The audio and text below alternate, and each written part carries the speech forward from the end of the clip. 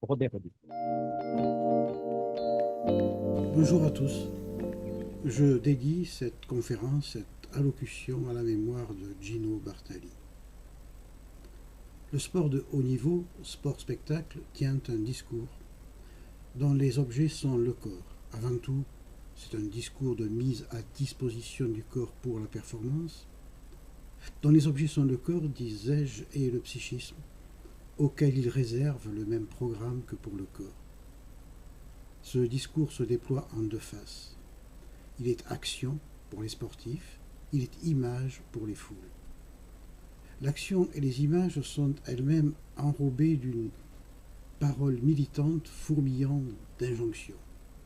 J'ai employé le mot de psychisme, j'en emploierai un autre plus tard. Psychisme parce qu'il invisibilise les strates et les moments historiques de la psyché humaine, l'ego, le moi, l'inconscient, l'âme. Sa pauvreté plaide en sa faveur lorsque l'on parle de sport. Le sportif n'est pas qu'un corps et un psychisme, ni bien sûr une icône, une vignette, Panini, un produit de marketing, comme on le vend quotidiennement sur l'étal du spectacle généralisé. Non, le sportif est une personne humaine, c'est-à-dire un être inimaginable, impensable et irréel sans l'existence d'un corps. Or, ce corps n'est pas n'importe quel type de corps, c'est un corps humain vivant. Réfutant le biologisme sans pour autant tomber dans le dualisme ni le vitalisme métaphysique, Martin Heidegger écrit dans sa lettre sur l'humanisme, ouvrons les guillemets, le corps de l'homme est quelque chose d'essentiellement autre qu'un organisme animal, fermons les guillemets. Le discours sportif de la performance, du corps performant, fait disparaître la singularité ontologique du corps humain en le ramenant à de la biologie, chimie, physique, mécanique, dynamique, etc. Le corps humain disparaît quand on le reconduit à sa seule réalité biologique qu'il partage avec tous les autres animaux. Il disparaît aussi quand on veut en faire un corps de la performance. Il disparaît doublement en tant que corps, dissous dans les chiffres, en tant qu'humain, dissous dans la vie indifférenciée. Ainsi Heidegger pointe-t-il vers une altérité essentielle du corps humain. Une altérité à la biologie, une altérité à la vie animale. Qu'est-ce que cela peut bien vouloir dire? En réponse, je vais m'éloigner de Heidegger. Cette altérité essentielle est l'inépuisable et le mystère inépuisable du corps humain. Mystère que les poètes et les mystiques savent approcher, savent percevoir, ou disons mieux, au plus près de la réalité de cet événement, savent recevoir, savent se laisser rapprocher par. Ce mystère s'ouvre en toute confiance aux poètes et aux mystiques, s'avance vers eux. Mystère que Descartes a voulu réduire à néant, hein, tout comme la tradition médicale issue de lui d'ailleurs. Le corps, pour Descartes, est avant tout une chose étendue, ressortissant de la res extensa, soit, je cite Descartes, ouvrant les guillemets, cette machine composée d'os et de chair telle qu'elle paraît en un cadavre, fermons les guillemets. Il faut se laisser étonner par les philosophes, Descartes compris.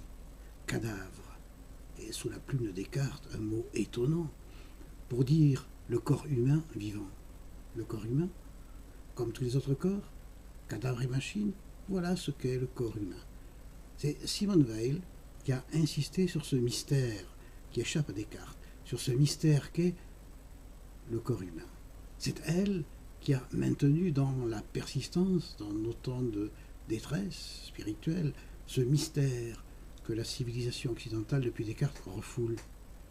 Les sciences expérimentales ont beau en savoir beaucoup sur le corps humain, de plus en plus, lorsque nous sommes en présence de lui, même quand il est mort, cadavre justement, cadavre devant lequel Descartes ne comprend rien mais explique tout, devant un corps humain, même mort, nous sommes enveloppés par son aura. Son aura nous enveloppe, c'est cela le mystère.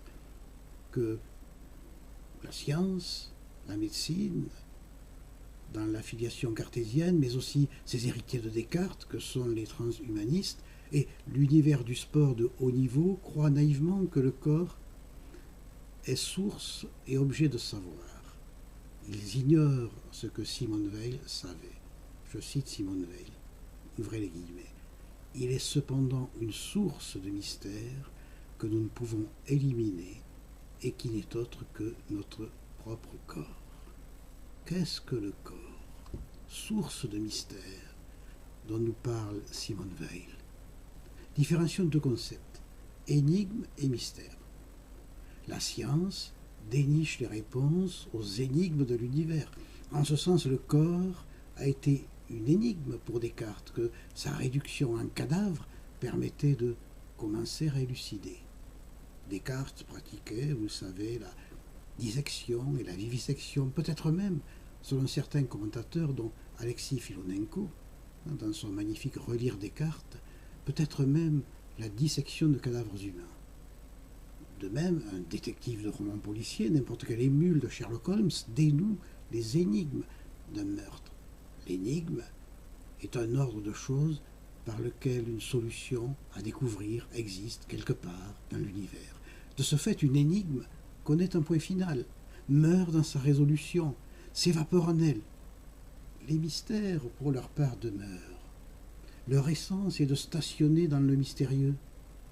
L'orgueilleuse soif de résolution se dessèche devant eux, comme un randonneur trop téméraire, égaré dans le Sahara devant un puits tari. Les mystères, par leur obstination à rester des mystères, à le demeurer, marquent la persistance de ce qui se dérobe à nous, depuis toujours et pour toujours, qui se dérobe à nous mais qui pourtant est, de ceux qui ne se laissent entrevoir qu'en se dérobant. Nous pouvons les envisager comme l'être là d'un type de réalité que notre entendement ne peut capturer dans ses filets. De façon immémoriale, ce type de réalité, qui se cache derrière le voile du mystère, insiste. Il tient à laisser deviner sa présence en filigrane discret imprimé sur la réalité, tout comme il se retire, effarouché, à nos approches. Le mystère, quand il s'agit du corps, est ceci, l'appel et la trace de l'âme. L'homme passe infiniment l'homme, a écrit Pascal. Dès qu'il est humain, le corps est d'un autre ordre que le corps. Le corps humain passe le corps. Il le passe infiniment. Le mystère n'est pas le non encore connu, le connaissable qui sera dévoilé un jour à notre intelligence, un jour qui viendra enrichir nos connaissances de nouvelles connaissances du même type. Car ce dernier partage avec le déjà connu la même nature. Le mystère est ce qui ne se laisse pas résoudre, ce dont la résolution n'habite pas son ADN, ce qui n'est pas soluble dans la pensée calculante, ce dont l'entendement calculateur ne peut pas même commencer de venir à bout. C'est un au-delà du savoir qui pourtant concerne notre immédiateté la plus proche, notre corps ou encore. Notre corps ou encore celui de mes proches, le vôtre, celui d'autrui, celui de nos morts. De nos morts, pour répondre au cadavre machinique de Descartes. Cet au-delà du savoir n'est pourtant pas non plus de l'ignorance. Le mystérieux n'est pas la réponse à une question. D'ailleurs, ce n'est pas nous qui le regardons, ce mystérieux identifié à un corps humain, c'est lui qui nous regarde, comme pourrait nous regarder un point d'interrogation. C'est lui, le mystère de notre corps, qui nous interroge. Soumettre le corps à la dictature de la performance, lui imposer l'impératif de rendement et de l'efficacité, du rendement, de l'efficacité, tout cela quantitativement mesurable, telle est l'affaire ordinaire du sport, surtout de haut niveau. Plus vite, plus haut, plus loin, plus fort, affirme-t-il, tonitre-t-il. Vitesse, hauteur, longueur et force sont des quantités mesurables, physiques. Le corps sportif est soumis au règne de la quantité. Pour parvenir à ce domptage industrialo-quantitatif du corps, il est moulé par des moyens mécaniques, chimiques et biologiques, biopharmaceutiques, dans une matrice qui l'empêche de gaspiller de l'énergie, de produire de l'énergie non reconvertible dans de la performance compétitive mesurable. Le gaspillage d'énergie est interdit. Le corps sportif est un corps emprisonné et même un corps décorporéifié. Le réel du corps est évacué par le sport. Le sportif est vidé de son vrai corps pour lui en substituer un autre. Les normes auxquelles soumettre le corps habitent ailleurs que dans la vie immédiate des corps, que dans la chair et le sang, que dans les muscles et la plastique. Elles viennent d'un autre monde, d'un monde idéal, d'un monde d'idées. Elles siègent dans le monde des idées industrielles et de l'idéologie que ce dernier secrète. Ces normes, issues de l'univers productiviste, s'investissent sous la forme d'impératifs dans le corps des sportifs et par là les décorporéifient. Le sport coule le corps dans un paradigme idéologique qui modèle le corps en une entité sans liberté ni vie propre. Les centres d'entraînement des champions cyclistes peuvent en témoigner. Loin de pouvoir être compris comme une exaltation du corps, le sport de haut niveau trahit le contraire, à travers sa mécanisation, son informatisation, sa modélisation, sa cybernétisation, sa digitalisation. Le sport continue inlassablement, quelque chose dont on a trouvé le germe dans le Phédon de Platon, la guerre contre le corps. Le corps spontané, naturel, donné avec la vie, la guerre contre lui. Oui, c'est l'ascétisme dualiste de Platon qui a allumé cette guerre. Quel rapport exactement, me direz-vous, entre Platon et le sport contemporain? Eh bien, le corps est dans le sport ce qu'il est dans le Phédon, le dialogue de Platon. Il est ce qui dérange, il est l'obstacle qu'il faut écarter de sa route, il est ce dont il faut se débarrasser. Je cite Platon. Platon ventilocrante Socrate. Aussi longtemps que nous aurons notre corps et que notre âme sera pétrie avec cette chose mauvaise, jamais ne posséderons en suffisance l'objet de notre désir. Fin de la citation. La performance est l'objet du désir du sportif et surtout du système qui le promeut. L'idéal du sportif est à cet égard semblable à celui de Platon. Ne pas avoir de corps. Le rêve de tout sportif est l'absence de corps, de sorte qu'il ne resterait plus que le chiffre brut, la performance chiffrée comme les valeurs en bourse. Dans ce dialogue Phédon, Platon développe le thème de la purification, catharsis, qui consiste pour l'âme à se mettre à part du corps, qui est dès lors comme mort. Où nous retrouvons le cadavre de Descartes encore. La préparation sportive est comparable à cette catharsis platonicienne. Le corps sportif, rêvé, idéal, chez Platon comme chez les sportifs de très haut niveau, c'est le corps absent, le vrai corps ou le corps faible absent. Exactement comme pour les top modèles de la mode ou de la publicité qui, à l'image des sportifs, n'ont pas de corps, n'ont pas de vrai corps. Organiser un spectacle, le sport élimine le mystère du corps humain. Exactement comme fait la pornographie de consommation de masse. Il soumet ce corps à l'empire du calcul. Il l'arraisonne par le calcul. Les quasi-ordinateurs de bord, avec leur masse de données, en particulier les indicateurs biologiques présents sur les vélos des coureurs cyclistes, ou bien les fameux data chers à Fabien Galtier, l'entraîneur du 15 de France, fournissent des illustrations à cet arraisonnement.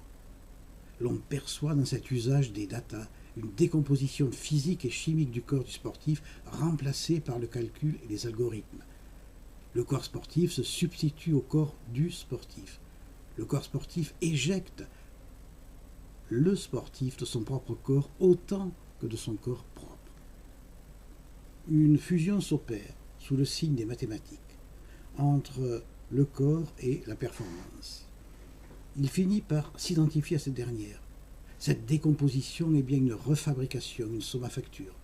Qu'est le corps sportif? Réponse, la performance chiffrée actuelle. Quel est son avenir? Réponse, la performance vers laquelle l'entourage peut le pousser. Aussi assistons-nous à une déréalisation mathématique du corps qui est aussi sa désanimation, animation, anima, âme. Ce n'est plus cette réalité complexe, le sujet, ni bien sûr l'âme qui l'anime, mais le couple data-performance dont l'algorithme est le deus ex machina. Toujours chez les modernes, depuis que Galilée a identifié la nature comme un livre écrit en langage mathématique, le chiffre et l'instance qui désenchantent. Quel sport de haute compétition, le sport spectacle, je le dis, un désenchantement du corps s'encastrant dans le désenchantement du monde propre moderne. L'altérité du corps est ignorée, son mystère aussi, nié, refoulé, avec la mathématisation en vue de la performance. Mais quelle est cette non-biologicité, altérité du corps humain, aperçue par Heidegger, comprise par Simone Weil? Le développement que je propose s'éloigne une fois de plus de Heidegger, bien qu'il parte de son constat. Disons-le ainsi, le corps humain est imbibé d'âme, en chacune de ses cellules, en chacune de ses pores de sa peau. Sa peau est une peau d'âme, il est transi de spirituel, en chacun de ses points. Nul ne le dit avec plus de justesse que Maître Eckhart. Qu'arrive-t-il, selon le dominicain Renan, lorsque l'âme reconnaît, je cite, la révélation et la naissance sans fin de notre Seigneur Dieu dans le royaume des cieux? Ceci, la joie, la vraie joie, une cataracte de vraie joie descend dans l'âme, s'écoule en elle, l'éclaboussant de sa lumière. Ceci, encore, à propos de cette joie, je cite Maître Eckhart, une joie venue d'en haut tressaille à l'intérieur d'elle, et l'âme se répand de joie dans tous les membres, et tout est agréable à l'homme, aussi bien ce qu'il voit que ce qu'il entend au dehors. Fin de la citation, Maître Eckhart. Capillarité du spirituel dans le corporel, l'âme se répand dans tous les membres, comprenons, sous la forme de la joie. L'âme, par capillarité, investit le corps, l'irrigue, se mélange à lui. Ce type de joie ne peut être chiffré, ne peut être quantifié. Le mot de cataracte que je viens d'utiliser, qui signifie chute d'eau de grande ampleur sur le cours d'un fleuve, n'est pas anodin. Joie, joie, pleurs de joie, écrit Pascal dans son inséparable mémorial. Pleure, eau, pleure, fleuve, pleure, cataracte. La joie de l'âme coule dans le corps comme une cataracte se répand en lui, comme un fleuve coule dans le se ramifiant, s'extériorise depuis les yeux, devenu source et résurgence. Cette joie n'est pas un dosage chimique dont les biochimistes pourraient établir la formule. L'âme est cette réalité que depuis plusieurs siècles notre culture, à partir de sa matrice, la philosophie, a travaillé à effacer. L'âme est le refoulé de la culture européenne, tout spécialement de la culture française depuis 2 siècles. Paradoxalement, puisqu'il prétend démontrer l'existence de l'âme en tant que réalité séparée et immortelle,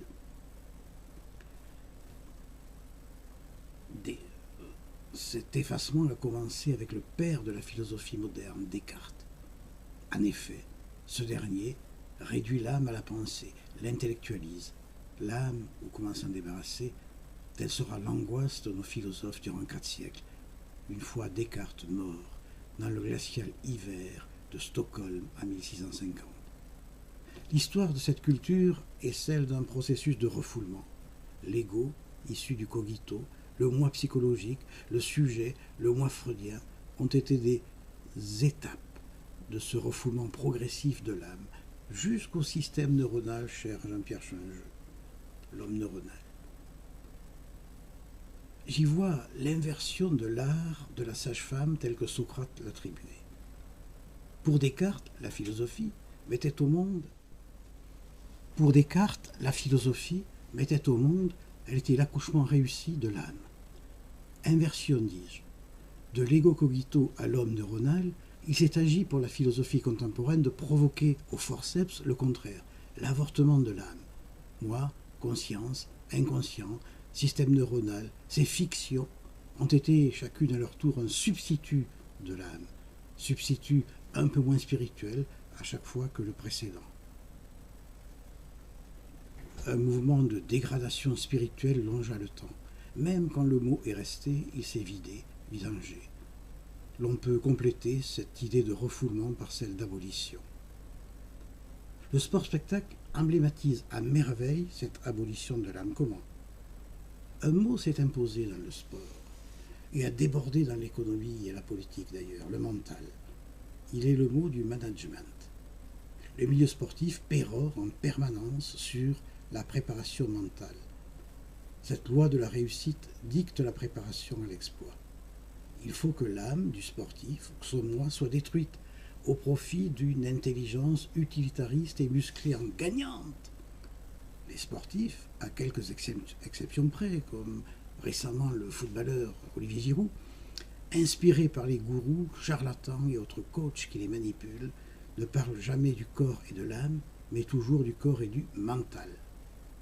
Il importe au système des sports que le sportif soit un être humain dont le corps et l'âme ont été absorbés dans cette notion de mental, ce qui signifie que le corps et la psyché soient au service sans reste de la performance.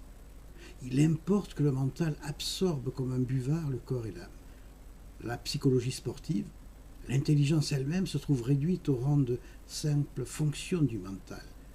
Ce type de sport prétend forger les corps et les âmes, c'est-à-dire en réalité détruire le corps humain au profit de cette instance appelée par le regretté philosophe François Dagonier métacorps, et substituer à l'esprit ou l'intelligence une autre instance, le mental. Le métacorps, François Dagonier nous dit, c'est un autre corps, celui des records et des dépassements sans fin. Que s'agit-il en effet d'abolir par la préparation mentale? La fragilité, la volonté flottante et vaporeuse, l'indécision, bref, le biotope de la pensée, et la pensée elle-même. L'intelligence est alors dressée pour que jamais la pensée, cette mauvaise herbe néfaste à la performance, ne naisse. Pourquoi donc? Afin de mettre le psychisme au service de la performance et de détruire la faiblesse. Le modèle politique de la mobilisation totale vaut pour le sport. Mobilisation totale de toutes les forces de l'individu en vue de la performance. Le combat des coachs sportifs et des sportifs eux-mêmes contre le doute est emblématique. Ils ne cessent, quand on les écoute, d'insulter le doute. Le doute est pour eux l'ennemi à abattre. Le doute si cher aux philosophes. Tout sportif craint de douter. La préparation mentale est un vaccin contre le doute, le vaccine contre le doute. Un sportif qui se met à douter est perdu. Il en a peur du doute comme les enfants ont peur d'un fantôme. De fait, le doute entraîne devant lui, ou derrière lui, des revenants. Il fait revenir ce que l'on croyait avoir enterré à force de préparation. Il ramène les fantômes que la préparation mentale croyait avoir oxy, en particulier le corps faible, le corps peu performant, le corps rétif, si ce n'est rebelle, le corps libre, en particulier la psyché qui flanche. Dans le sport de haute compétition, l'on a affaire au mental. Le milieu sportif ne parle pas d'âme, mais de mental. Le mental est la catégorie qui subsume les autres catégories psychiques, le moi, la conscience, si possible même l'inconscient. Mental, ce substantif désigne le siège de la qualité, souvent tenue par nos contemporains pour la plus haute de toutes, car elle seule permet de vivre comme si la vie était une compétition sportive, permanente ou une entreprise, la motivation. Le mental témoigne de la réduction du psychisme aux muscles. Si nous comparons le mental aux deux autres vocables, âme et ego, ou moi, deux synonymes de sujet, tout en considérant que le sport est central dans le monde moderne, qu'il n'est pas un divertissement, mais qu'il dit l'essentiel de ce monde, nous mesurons le réductionnisme par lequel notre époque envisage l'activité psychique de l'homme. L'âme et le moi se caractérisent par leur vastitude. L'âme parce qu'elle était d'une nature différente du corps, nous l'avons vu. Le moi parce que sous sa surface se creusait le monde infini de l'inconscient. L'âme parce qu'elle renvoyait à la métaphysique, le moi parce qu'il rendait possible la psychanalyse. Tous deux se bâtissaient un univers flirtant avec l'immensité. Le mental n'est pas un univers. Il ne possède pas de sous-couche que les archéologues du psychisme, freudiens, lacaniens ou autres, pourraient explorer, risquant de déclasser la psychanalyse. Il est une force mécanique, une machine, du psychisme matérialisé et solidifié dans du physique, dans du mécanique. Ce que dit bien l'expression sportive, rêve de beaucoup de sportifs, avoir un mental d'acier. Le mental, bien au contraire, n'enveloppe aucune immensité. Rien, ni être ni néant, ni plein ni vide, ne loge en son cœur. Il est aussi compact qu'un bloc métallique sortant d'une aciérie. L'assimilation contemporaine de la volonté au mental engendre un nouveau type de volonté, dont le sport-spectacle procure le paradigme, qui a rompu les amarres avec la conception cartésienne de la volonté, laquelle était associée au libre arbitre. Chez le sportif de haut niveau idéal, se met en branle une volonté fusionnante avec les forces psychiques pétrifiées en un mental pour franchir en vainqueur la ligne d'arrivée, la ligne d'essai ou la ligne de défense de l'adversaire. En parallèle au sport, les manuels de management sont remplis de références à cette conception gagnante du psychisme. Un milieu du pouvoir délire auquel Descartes l'a lié, la volonté exaltée par le monde moderne est la volonté fossilisée et mécanisée. Tout nous autorise à identifier le mental, la volonté au front de taureau, sœur de la bêtise, avec la mécanisation de la volonté. Ainsi s'explique sa marche inflexible, sa marche au pas cadencé. Le mental usurpe la place de l'âme et de l'ego. Le psychiatre Charles Mellman pointe chez nos contemporains le surgissement d'une nouvelle économie psychique. Je vois dans le mental le mode d'existence de cette nouvelle économie psychique, son vêtement.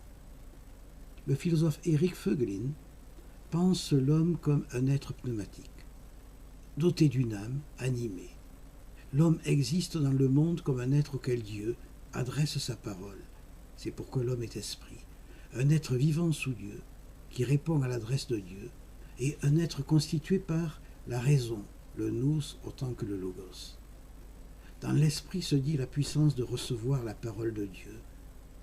Dans le nous logos se dit la possession du langage, ce don, j'insiste, le langage est don et non faculté, ce don qui permet d'être ouvert à la compréhension du monde. La vie commune des deux, l'esprit et la raison, rend compte de la qualification pneumatique de l'esprit humain. L'usage du mot pneuma indique l'homme comme étant l'être qui respire.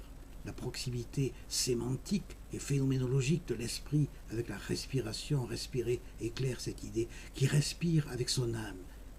Il ne respire pas seulement comme les animaux où il y a son système anatomique, poumons et branchies, il respire en usant de ses forces spirituelles. Chez l'homme, les organes, comme le poumon, au-delà de leur être biologique, sont des organes spirituels. Cette existence pneumatique de l'homme disparaît avec le remplacement de l'âme et du moi par le mental. Ainsi, alors, la respiration par l'âme et pas seulement par les narines n'anime plus sa survie. L'âme permettait la singularité produite par la puissance d'être. Animée par cette puissance, elle disait la singularité de chaque homme. La singularité définit ce qui ne peut être mis en série. Le concept d'âme obéit au principe, appelé par Leibniz, des indiscernables. Il n'y a pas deux âmes identiques. Toute âme est différente de toute âme. Au contraire, le mental, animé par la force plutôt que par la puissance, permet le classement. La puissance engendre de l'hétérogène, la force n'engendre que de l'homogène. La puissance différencie, la force monotonise. Or, l'homogène, résultat de la force, se soumet à la mesure et autorise le classement. Ici, le classement des hommes. Classement dans un grand magasin ou un hypermarché, tel chef de rayon vaut plus et non mieux que tel autre parce qu'il vend plus. Son mental force les simples vendeurs et force les clients. Tel coureur cycliste vaut plus que tel autre. Classement, comme ils sont homogènes, il faut les mettre tous en concurrence féroce afin de pouvoir les classer selon les ventes réalisées ou les exploits à la bourse ou sur le vélo. Classement encore, tel sportif a plus de valeur que de nombreux autres en vertu de leurs résultats chiffrés et comparés, parce qu'au départ, l'un et l'autre ont été homogénéisés. Du primat du mental, homogénéisant les hommes en les classant, découle la culture parfaitement déshumanisante de l'évaluation. on ne peut instaurer l'évaluation qu'à partir du moment où l'on a remplacé la puissance par la force, la création différenciante par la production homogénéisante, l'âme et l'ego par leur ersatz, le mental.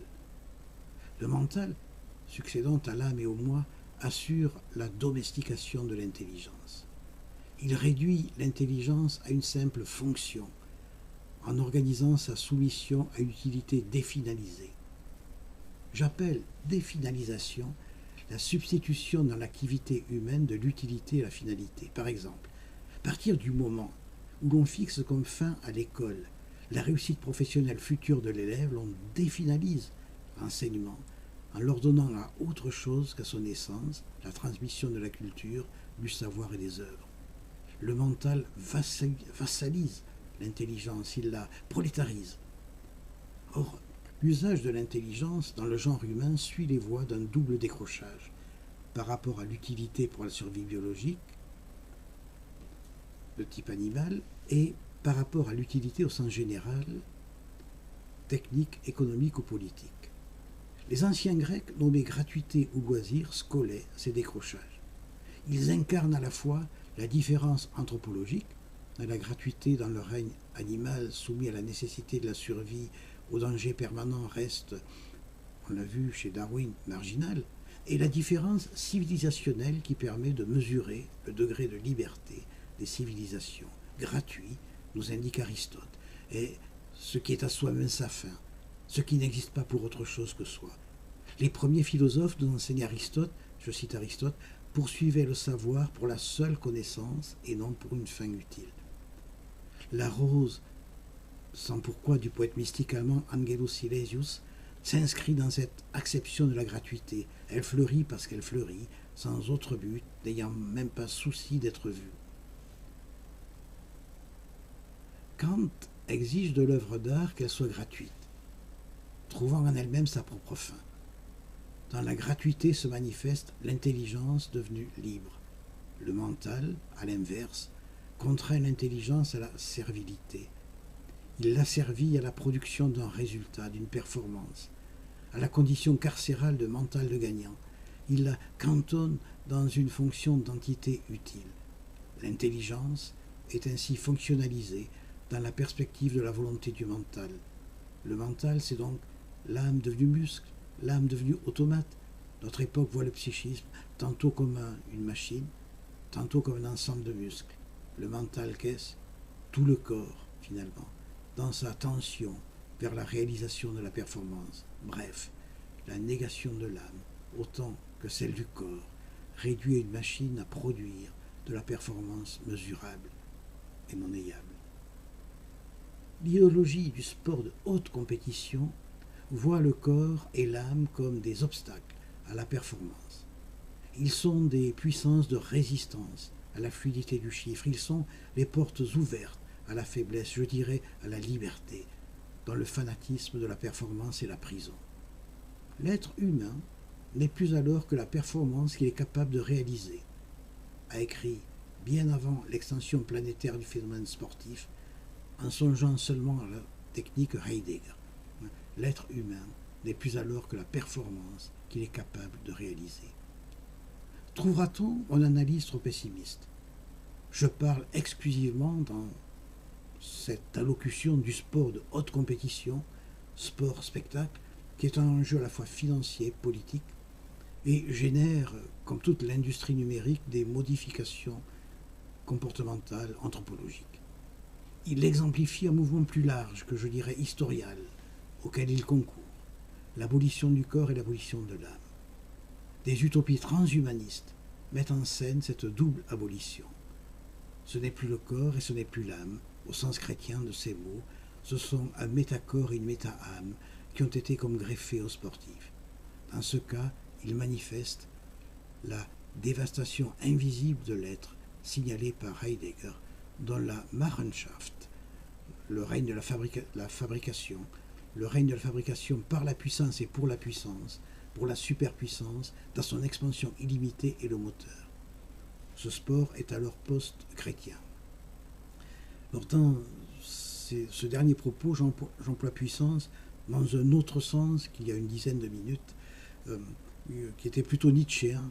Ici, puissance est presque synonyme de force. Donc ce corps métacorps est le corps sans faiblesse, dont le mental est le ressort principal. C'est le corps triomphant, le corps maître, le corps apollinien. Paganisme. Si le sport est apologie du corps, c'est de celui d'Apollon, pas du corps appelé à la résurrection, qui est celui de chacun d'entre nous. Que s'agit-il de conjurer? Certes, le mental conjure le retour craint de l'intériorité congédiée, mais en fait, il s'agit de conjurer la faiblesse. Qu'est-ce que la faiblesse? La fissure, par où entre la lumière dans l'âme et dans le corps. Autrement dit, la faiblesse, c'est l'entaille qui laisse pénétrer ce qui va les délivrer tous les deux, le corps et l'âme. Je vous remercie pour votre attention.